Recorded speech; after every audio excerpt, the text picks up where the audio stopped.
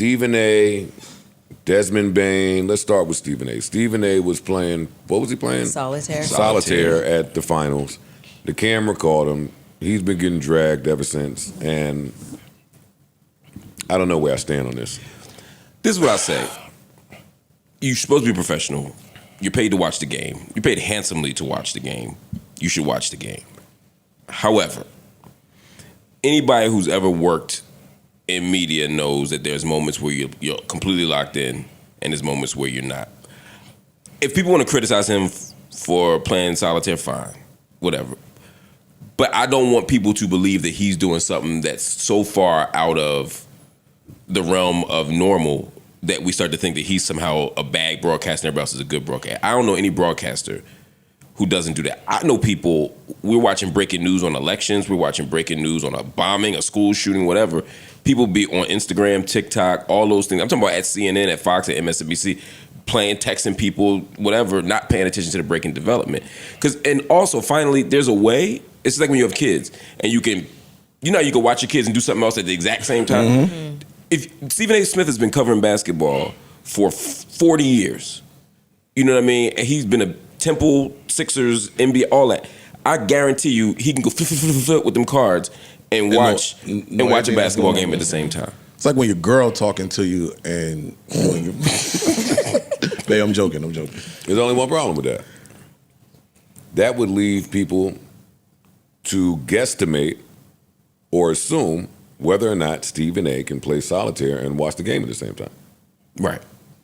It's a bad look. But what if there should be absolutely zero reason for people to have to assume this? One. Two, this is the worst possible time to be caught playing solitaire.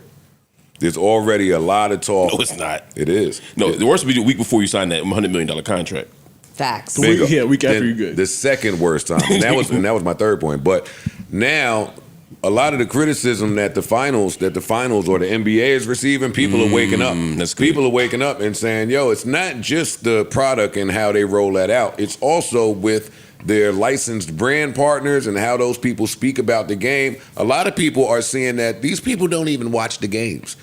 Like, you got independent commentators now on Instagram and YouTube that are coming up and making a rise because people feel like Shaq, Barkley, Stephen A., and a bunch of them just don't watch the games, and you can hear that in their commentary. Mm-hmm. So to see somebody playing solitaire during the NBA Finals, a small market NBA Finals, we need all hands on deck. We need everybody to at least look like you paying attention. Mm-hmm. Now, I agree with your media point too, because it's mad hurry up and wait. It's mad dead and dry spots where you should be doing something on your phone.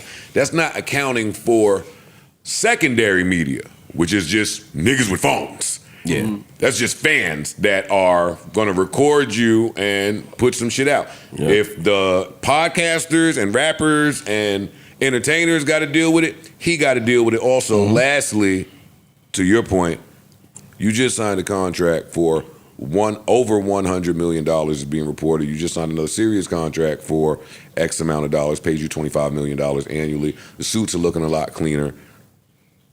No solitaire. It's not a huge ask. It's not a huge ask. Or privacy screen. That too. If you gotta play solitaire. That's the old man shit right there. You know what I'm saying? If you gotta do it, and then the double down in it, I thought was a little ill too. Well, because he underestimates the internet. It's just like Jagmeet Singh, right? Like, I didn't enjoy Kendrick. Then you find he dancing at the wrong part. He said it was a timeout. Good example. And then the fans, you know what? I know they zoomed back and was like, yeah, no, there was a play going on, and you could see it.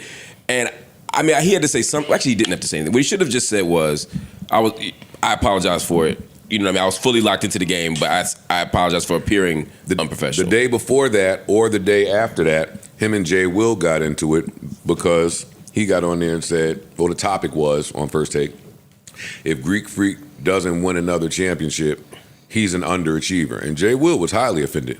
That was crazy. Yes, he should have been. And he kind of spoke to what some of the bad shock takes are doing to the game and how people view it. So, I mean, it's just incidents in a row where it's like not the time when we're on our biggest stage. They just brought back player introductions. Yeah. You see them trying to fucking you. self-impose They heard trophies on the they trying in real time. We don't need our biggest and most recognizable commentator playing something. How does that make you That's terrible. feel? How does that make you feel when you point something out like that out and then they change it in real time? Well, I'm not taking credit for that. I think a lot of people did that. A lot of people said. Well, I didn't hear. I don't watch sports. I heard you say it, but I didn't know that a lot of people were saying that. I said it, and I think that a lot of them niggas listen to me. But a lot of people said the way that you're presenting this, damn, this is fucked up now. Know what I took? They picked the wrong commentators for the game. Like, I think they picked it's Mike Breen, Doris, and Richard Jefferson. They don't do it. But who's the I right love one? Doris Burke. Huh? I was gonna ask you who you would pick. I like Doris Burke. You got to She's have great. some comedy. You got to have some personality. You got to have a little bit of charisma. Like, remember Mark Jackson and Jeff Van Gundy. Van Gundy. They bring comedy. They crack on each other at the games. They do like a lot of these games haven't been the most competitive throughout some of the portions. Like Indiana's up 20. OKC's up 20. During that time, people are getting lulled to sleep that are watching the game. Motherfuckers be cutting it off only to find out the other team won the next day, right? You need dialogue. You need commentary to engage the watchers and the listeners, and they are not getting it done. And you need to not play solitaire when cameras are around. When is Michael Jordan going to start the commentary? But you're right though. There's no hand down, man down. Yeah, like Mike Green ain't even giving him a bang Yo, bang. that shit, It's nothing. that shit is not. It ain't that. Like the shit is. I'm watching because I'm a basketball fan, but these niggas are not keeping me intrigued. Have they done any stats on like watch time?